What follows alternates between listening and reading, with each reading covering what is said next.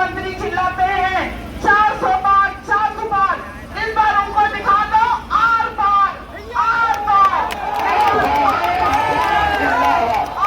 की लड़ाई है। माननीय राष्ट्रीय अध्यक्ष जी का है, इस बार आप लोग दिखा दीजिए और जिस जगह पे 80 की 80 सीटें लोकसभा की आप लोग हरवा दीजिए, क्योंकि इस बार 400 पार और आर पार की लड़ाई है। यहाँ पर आए हुए सभी लोगों का बहुत बहुत धन्यवाद। इन नेता के साथ हमारे नेता का आप हौसला देखिए, कितना बुलंद हौसला है। हम लोगों की लड़ाई में आप सबसे आगे हैं। इसी के साथ में अपने नेताजी के लिए 2 लाइनें बोलना चाहूंगी। मंजिल उसी उतारा था उन्होंने, याद है, और बड़े बड़े छोटे बड़े व्यापारी लाए गए थे, उन्हें जमीन दिखाई गई थी कि ये ले लो ये ले लो ये ले लो, लेकिन किसी ने जमीन नहीं दी, क्योंकि उन्हें सुविधा चाहिए थी। इन बीजेपी के लोगों ने न किसान को सुविधा दी, न उद्योगपतियों को सुविधा दी, न मजदूरों को सुविधा दी, न नौजवानों को मदद की, और इनसे सब नाराज हो गए कि नहीं नाराज है बताओ आप। और उस समय जो हवाई जहाज उतरा उसके बाद तो हम ही उतरे, उसके पहले कोई नहीं उतरा है। लेकिन मैं ये जानता हूं मेरे आने से पहले बहुत सारस उड़ के गए यहां से, हवाई जहाज हेलीकॉप्टर उतरते हो न उतरते हो, लेकिन सारस और चिड़िया खूब उतरी होंगी यहां। कुछ साथी जानते होंगे सारस के प्रति समाजवादियों का अलग लगाव रहा है, ये पता है कि नहीं पता है? ये सरकार न जानवरों की रक्षा कर रही है और न चिड़ियों की मदद कर रही है।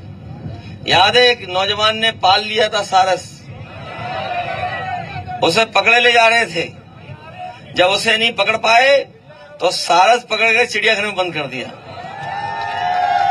मैं आपसे कहना हूं, अगर आप लोग कहना नहीं मानोगे तो ये सरकार आपको और हमें भी बंद कर देगी। और इतने तानाशाह हो गए ये लोग, इतने तानाशाह हो गए हैं कि ये अपने लोगों को भी नहीं छोड़ेंगे, याद रखना, ये अपने लोगों को भी बंद करने लगेंगे।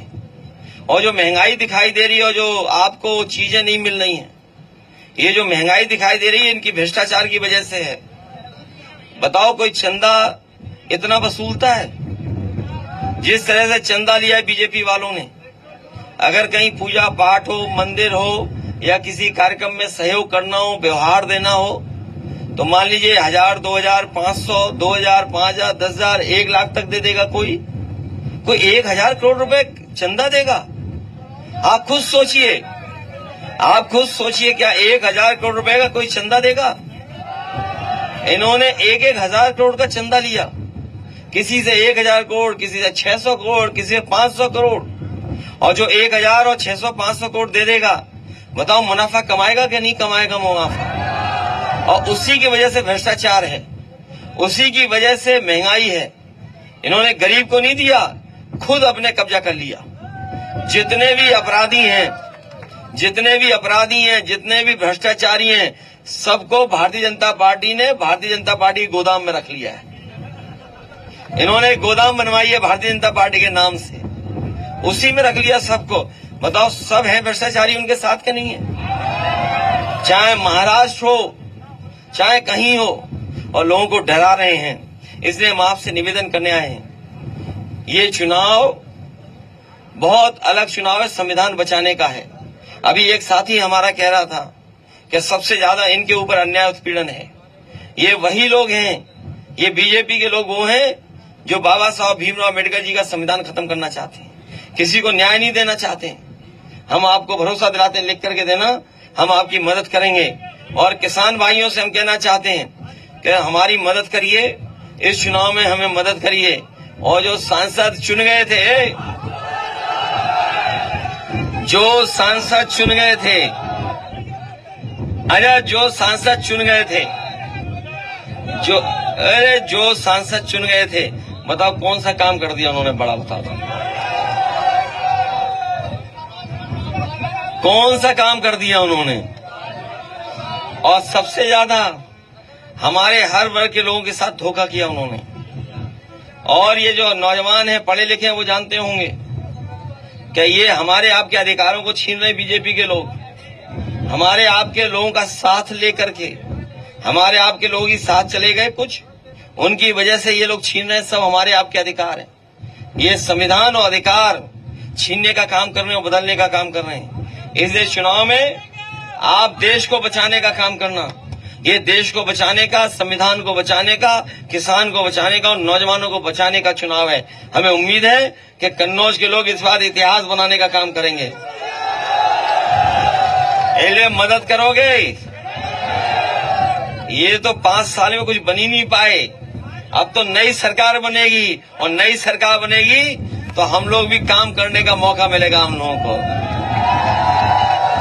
इसीलिए चुनाव के मैदान में आ गए हम लोग भी। इसलिए मदद करना, विकास के लिए और खुशहाली के लिए आज जरूर आए हैं, लेकिन जो लगाव हमारा सारस से है उसकी वजह से भी दोबारा आना पड़ेगा हमें। इसलिए मदद करना सब लोग। शायद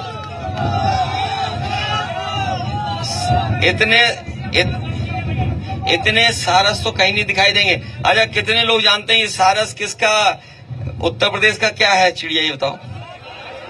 है राजपक्षी है, ये पता है? अच्छा तब ठीक है, चलिए बहुत धन्यवाद। हमें अगर हमें कोई विशेष योजना इस क्षेत्र के विकास के लिए, जिससे नौकरी, रोजगार और किसानों को लाभ मिले, अगर उस योजना के लिए हमें कोई विशेष काम भी करना पड़ेगा, तो जब इतनी बड़ी हवाई पट्टी बना दी है, थोड़ी बहुत जगह दिला करके, जिससे हमारे किसानों की चीजों को लाभ मिल जाए। जब बाबा रामदेव आटा बेच रहे हैं या वो बिस्किट बना करके बेच रहे हैं, ये कानपुर वाले जानते होंगे, कानपुर में सबसे ज्यादा बिस्किट बनता है, ये पता है? ये जो महंगाई के बारे में हम बताते थे आपको कि पार्ले जी के बिस्किट से सीखी इन्होंने महंगाई।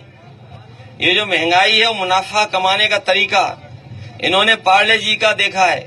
ये जो हमारे बुजुर्ग होंगे, जो पुराने लोग होंगे, वो जानते होंगे पार्ले जी का बिस्किट इतना बड़ा आता था, याद है?